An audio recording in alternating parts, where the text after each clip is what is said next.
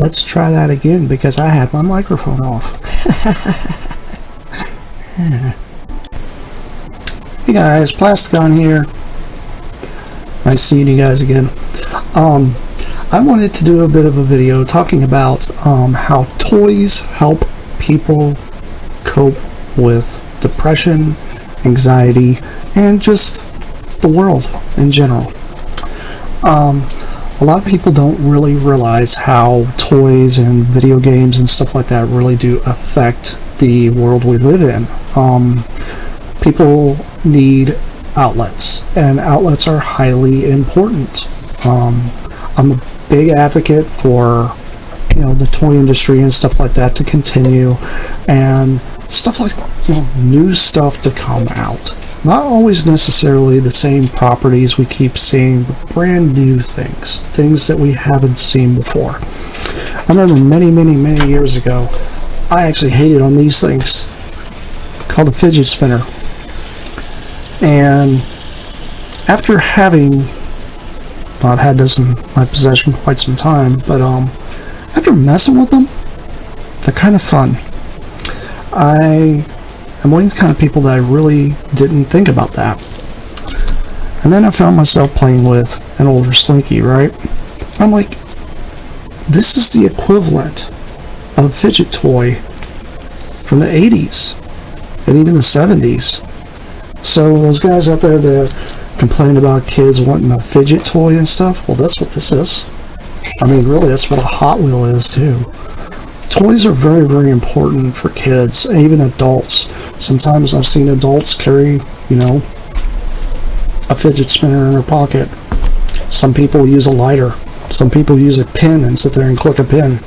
Because it needs something to mess with. I don't know what it is with some of us. We're very, I don't know, I wouldn't call it ADHD or ADHD or any of that stuff, but a lot of us just want something tactile in our hands. I mean, I know there's medical terminology for this. I'm not a doctor by no means. I'm just stating the facts. And I think that's one big reason why a lot of us, when we're kids, we're really into our little transforming robots, our little robots that aren't like the best in the world. But hey, they put a nice little fun spark in our day when we were able to actually get to play with a toy like this, and then it can just end up in our pocket and then we can take it anywhere. And that was the whole point of one of these guys, was kind of like a little fidget toy or something like that to play with. And I think that's what a lot of us are kind of getting away from, is the fact of these are collector's items for some people, but for some people they're just a toy. They are there for sheer enjoyment, and just the value of the toy isn't based on how much it costs. It's based on what it's capable of doing for the person that's buying it, gifting it, or whatever. And I think that's a very large misconception nowadays. A lot of people tend to shy away from doing any kind of argument stating that, oh, well, toys are just for kids. Well, they're not just for kids, they're not just for adults, for everybody. Because everybody of every walk of life goes through this. Many moons ago, I've heard, grandpas are the ones that build the huge train sets down in the basement, and they spend hours down there building these huge, elaborate train sets that the world won't see, but only they do, and maybe a few close friends. There's nothing wrong with that, because it's a outlet for somebody. It's a healthy way of handling things versus something being destructive to their body, if that makes any sense. So they're like being an alcoholic or drug addict or just any kind of physical abuse to their body. Some people have different outlets. Some people tend to bike ride. Some people tend to hike. Some people like to go camping, things like that. Those are all hobbies, and they're all really good things. And sometimes that takes place of having a fidgeting thing. But if you notice, a lot of people that tend to go out on a lot of these escapades and stuff, they always have something they're messing with in their hands. Whether it's like a clicker, just taking down their steps or whatever, or messing with their watch or whatever it is on their arm. I mean, it's always something. And when it comes to this stuff, it's very important for the world to understand that these are acceptable things. with the toy industry turning the direction it has been as of recently, especially when I say toy industry, well, I should say the entertainment industry in general.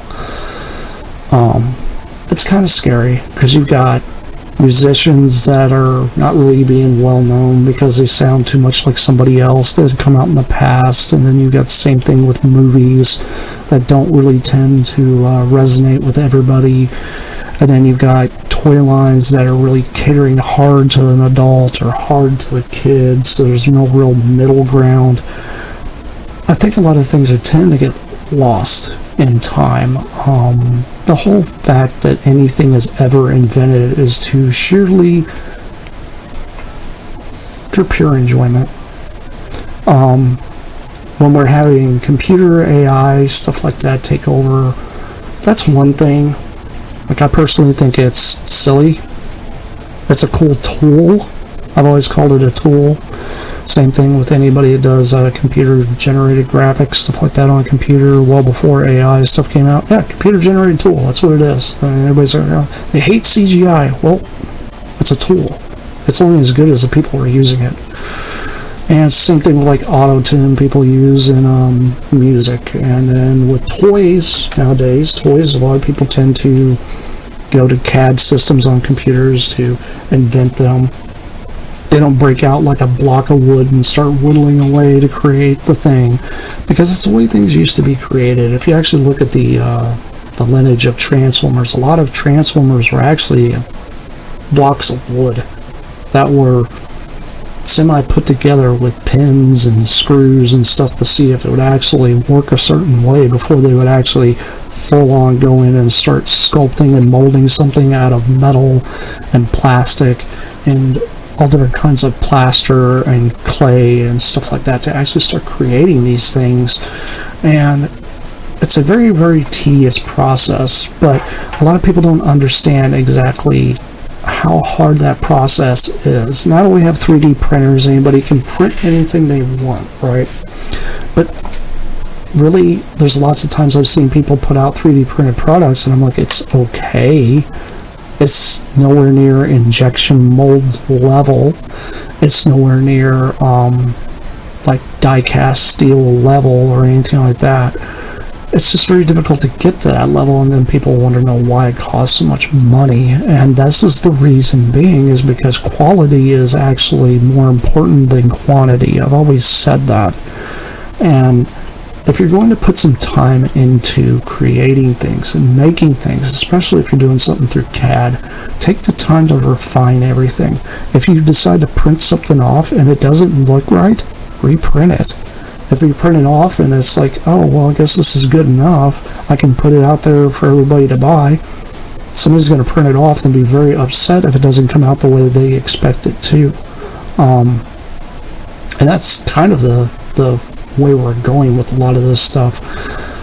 I know that Hasbro recently said something about becoming more of a digital company versus an actual tactile toy company. And to be honest, all they're going to do is become a licensing company in the future. That's primarily what they're going to be. They're going to hang on to their IPs, they're going to sell off the license, or not sell them off, but lease them, or rent them to other people to make the actual product for them. And then toy designers won't actually be working for Hasbro. They'll be working places like Super 7. Like, Farland Toys is kind of like its own thing, and same thing with Playmates, but like Mattel's probably going to be doing the same thing. A lot of these larger name brands are just going to be a name brand. That's all it's going to be. It won't actually be the manufacturers, because most of the manufacturing doesn't even happen in the United States like a lot of Americans think it does. It does not happen here. The assembly process doesn't even happen here. The design process gets done partially here and then refined a little bit at the actual factory that's in either Taiwan, Korea, Vietnam, wherever they decide to make the toys. And sometimes the communication isn't the best. And a lot of the core designers that get involved with this stuff don't tend to get that involved with the actual finishing process. They get done with the item, it gets shipped off, and then it's kind of up to whoever's running that particular factory or whatever to make sure the product is actually created the correct way. So a lot of people get mad at Hasbro, like especially when they have a toy come to them and it's misformed or misassembled or something, and it's like, well, that's translation in the directions that the factory is producing. They could be producing action figures and producing 5-gallon buckets out of the same injection mold machines. That's what people need to understand, is these companies that lease out to these factories are cranking out stuff. They could be making Tupperware, they could be making spoons, they could be making, you know, LED candles. Like an LED candle, this is injection molding, guys. This is made the same way your transformers are, except for, okay, it's got some electronics, a big deal, but this basic shape of these is the same thing. It's all injection molding, and if you guys don't know how injection molding works, I highly suggest you go look it up. It's basically superheated pellets that are pushed in through a tube system that pushes it into a huge cast block, and that cast block is like heated to a certain level, so that way the plastic can actually flow in, so there's no air pockets, and it's actually kind of, you know, injection molding is injecting. It's like literally pushing something in with pressure in order to keep it, like, you know, formed. So you guys should look it up. It's a very interesting process. But if you guys think it's cheap, no, it's not. You guys want to get complacent and get mad about the guys that are selling third-party toys and such, okay, get mad about that. That's fine. If your third-party toy doesn't have replacement parts, well, they had an X amount of run of a certain toy, and you're not going to get replacement parts for that toy unless they've had other parts shot at the factory. Most people don't have an injection mold machine in their garage. If they do, they have a lot of money. On top of that, it's probably not a big machine. It's probably very small. Or if they're doing this out of a warehouse, you know, it's, if you guys have never seen the size of these machines, it basically sits on the back of a semi-trailer. These things are enormous. They are very, very large machines, and it takes a lot of time to put these things together. And not to mention the molds themselves. The molds are huge, gigantic bricks of steel. It's usually 2 or 3 parts that are pushed together or held together with hydraulics in order to hold it together, keep it from popping apart while it's being injected, to make sure that it forms what it needs to, and then whenever it's done doing that, it opens up and splits, and then the parts fall out. It's usually how that works, but it just depends on the machine itself, because they're all different. Not all of them are the same. But that's kind of just a little bit of a tell you a little thing I wanted to touch base on and let you guys know why toys are very, very important to people that have certain issues and such in the world. I myself, I know I suffer from like PTSD and depression and all different kinds of issues, so I myself find myself messing around with toys more than I do most things. That or playing a video game or something, because that's what helps get me through my day. So you guys put your comments down below and let me know what you guys think of this and how you guys think the world should kind of evolve and make things a little better, especially for everybody when it comes to toy collecting and, you know, making sure that the hobbies and stuff like that continue, because a lot of these hobbies have been kind of going to the wayside for some people. Some people have been very angry and frustrated, and some of the times I think that's coming from, you know, I would say, I don't want to say like midlife crisis or something, but something inside of them's kind of, you know, pushed them in that direction.